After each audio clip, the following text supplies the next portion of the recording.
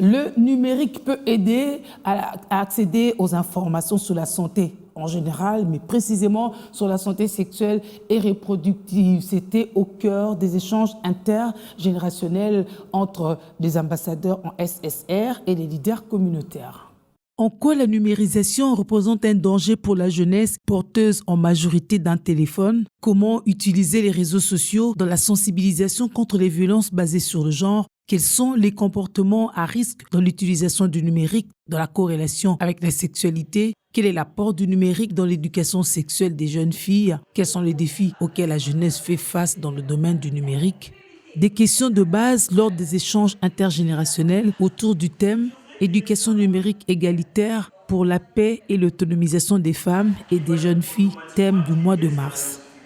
Notre échange était basé sur la numérisation par rapport aussi à la sexualité. Nous avons quand même compris les avantages de la numérisation par rapport à la sexualité.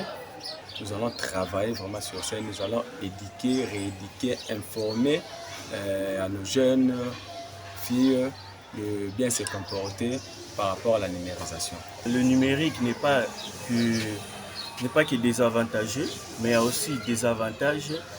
Il y a aussi beaucoup de désavantages dans la numérisation. Alors, on a fait vu à la femme comment utiliser le numérique pour enfin s'autonomiser dans la communauté.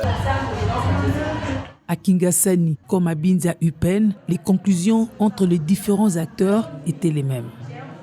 Bon, en ce qui concerne la santé sexuelle et reproductive, déjà dans le numérique, il y a plusieurs applications qui nous permettent de nous informer, d'apprendre, pas forcément de nous déplacer. Il y a des applications, par exemple, nous avons Afiaboura, qui est développé par l'ABFND, qui vous permet de tout apprendre sans vous de vous déplacer sur tout ce qui est lié à la sexualité. Genre surtout ce qui concerne les VBG, les IST, même tout ce qui concerne la jeunesse, c'est tout dans l'application. Donc. Les réseaux sociaux sont un peu comme le véhicule qui nous sert pour apporter notre information aux communautés. Le défi, c'est juste vraiment de tirer le bon de ce numérique et de rejeter tout ce qui est comme négatif et d'en faire à chaque fois la sensibilisation comme on vient de le faire.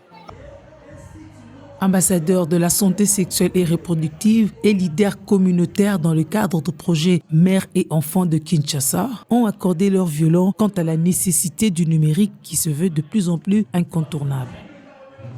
Une rencontre de grande importance pour les leaders communautaires. C'est nous qui sommes proches de jeunes, des adolescents et de parents. Parfois, il y a des choses qui sont vraiment faciles à faire, même par manque d'informations, les gens ignorent et ça amène les gens à faire des choses qui ne sont pas normales. Nous devrons encadrer la jeunesse, leur faire voir l'importance de la numérisation, leur montrer comment vivre dans la communauté en ce qui concerne la sexualité. Il faut leur apprendre comment vivre dans la communauté, c'est que c'est la numérisation. Vous allez utiliser les téléphones comment?